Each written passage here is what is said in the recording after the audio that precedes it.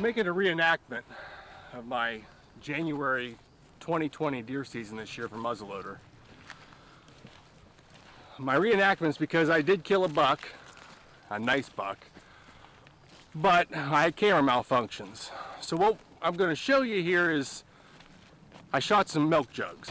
I cut this old cowboy boot I had down, and I ended up having to shoot this twice. You'll see the footage, you'll see that these jugs and stuff are set up separately or differently than each time, but I had this in front of my ballistics gel, which you'll see is just strewn about here.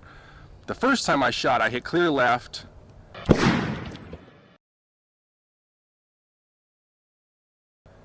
and what happened was it went right between the jug.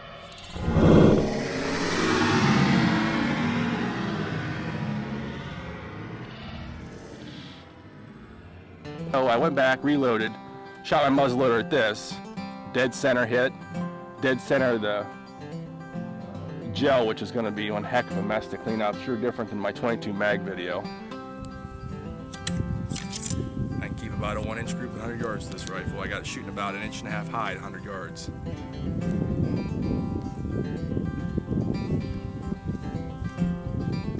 And she's tight.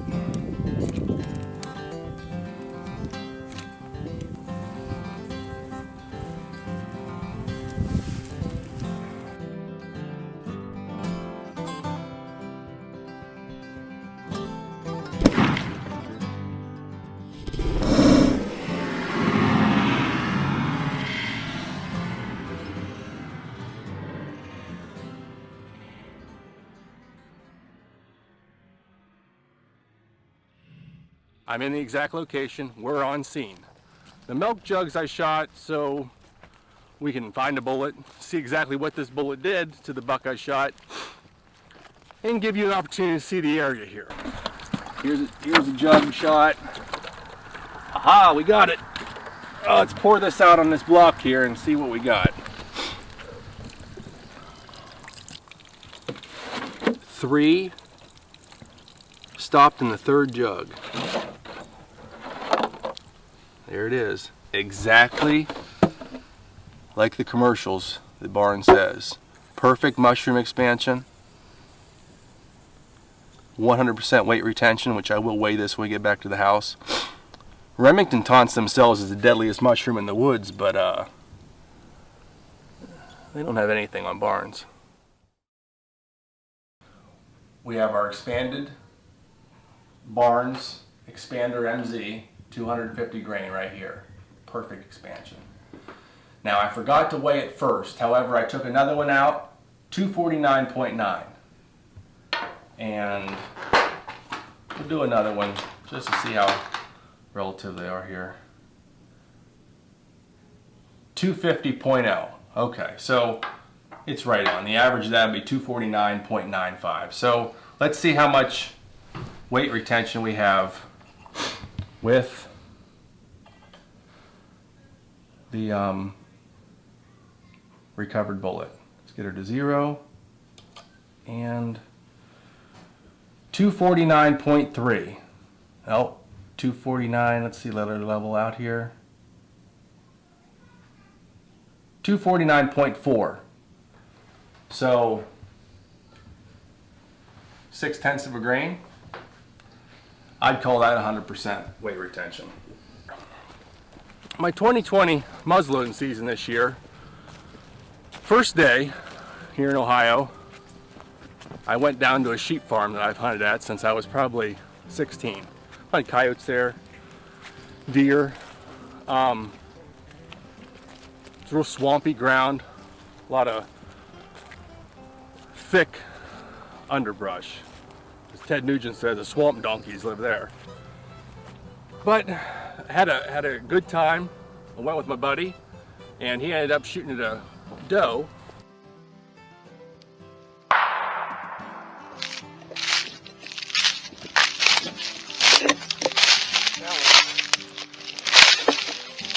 Some does I kicked up to Alex. Oh, we got him. And unfortunately missed, but he shot the doe, and we continued hunting through the day. It's a really good day. The day was over with that, and day two, I went out again. This time my buddy didn't go with me, and I went next door to the farmer next door to the west of it. Now, I couldn't hunt there before because the swamp was so wet and thick that I couldn't get around. So the next day I went around to the other side, and that day, didn't see any deer. However, I did shoot at a coyote.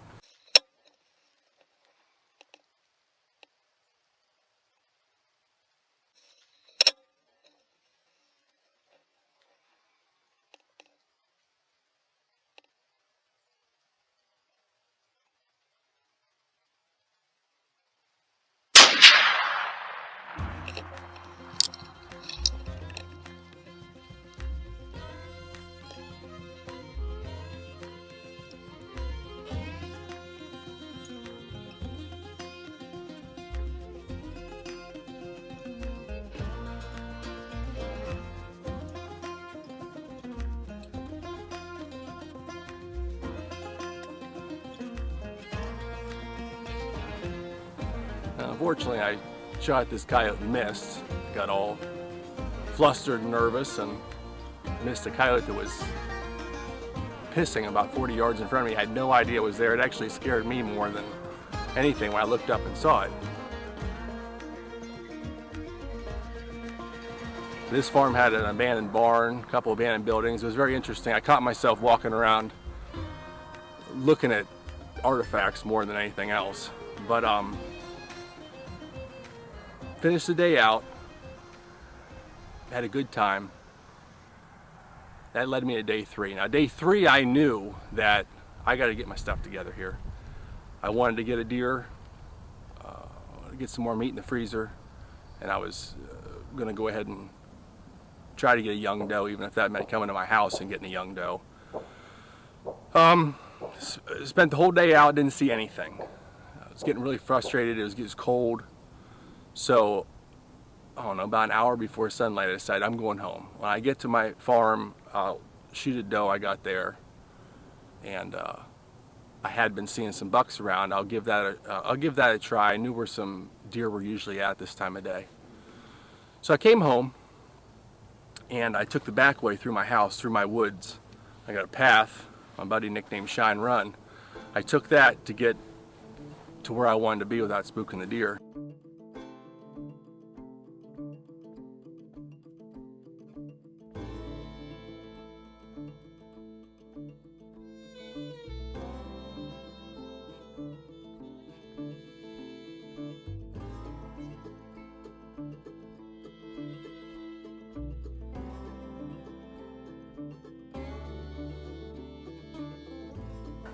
Came through the woods, came down my driveway, and to get to where the deer were at, I had to walk up the road and use the bank, the hillside, as cover.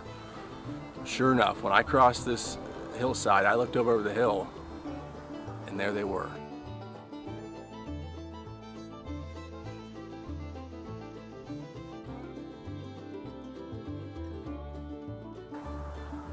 Somewhere in the vicinity of about 10 does, 5 bucks. The 5 bucks is important because, first of all, this is the first time I'd seen the bucks herded up for this time of year. They were no longer separated and singled out. They were together. And they were feeding right in this field here. And you can see behind me, where I shot from was right where these red ocean dogwoods stop. Right where that car has popped out, there's a tuft of grass. I was sitting in the tuft of grass shooting to here, which turned out to be 76 yards. When I popped my head up, I saw these bucks, and 2 of them were big, maybe 3. Now, earlier in the season, back in bow season, right in the middle of the rut, I missed not once but twice.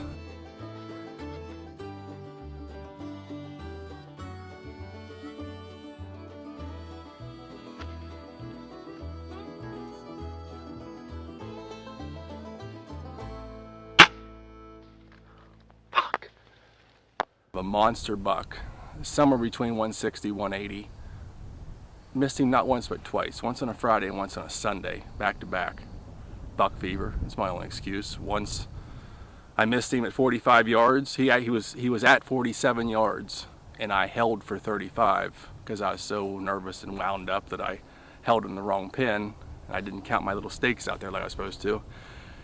And then Sunday, I had missed him at 15 yards. He was so close that I just ended up shooting under him, but never scared him. He never knew what was going on the second time. So when I came up here, I was hunting for him.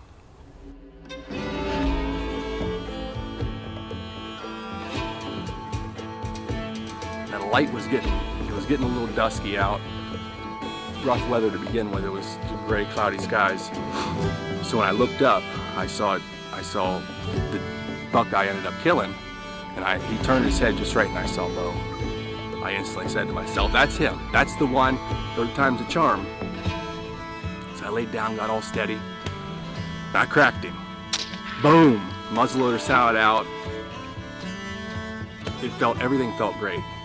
I popped my head out, the smoke cleared, and sure enough, he was down. Turns out, at that point, those roughly 10 or so does took off into my woods. The other bucks took off into my woods, except for one buck. That buck ran directly at me, coming straight on at me. It didn't know where I was at. They had no idea where the shot come from. I see him, he gets about 20 yards in front of me, and I jump up from the bank.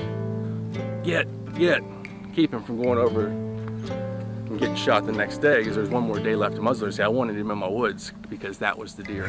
That was the buck that I missed back in November. The good news is he lived. He'll be around next year and I'm gonna get him. But the bad news is it wasn't the one I shot at. But I knew what I shot at was a huge buck to begin with. So, kind of good news, kind of bad news. Good news is I got a big buck on the ground. What's in there? What's in that blood? Oh, some hair whiskers. Wow. There's more. Oh, there it is. There it is, James. Yeah. Oh, let's go look at it. It scared me. I thought it was a big Yeah. deer you did. Yeah.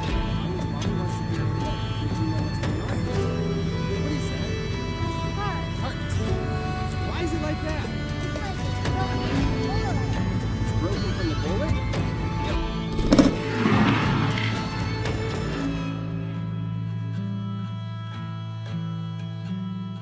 And the other good news is he made it. So I come up here to see the buck that I got. I said, boy, I'm excited about it. And this is a buck that I've seen for the past 3 or 4 years.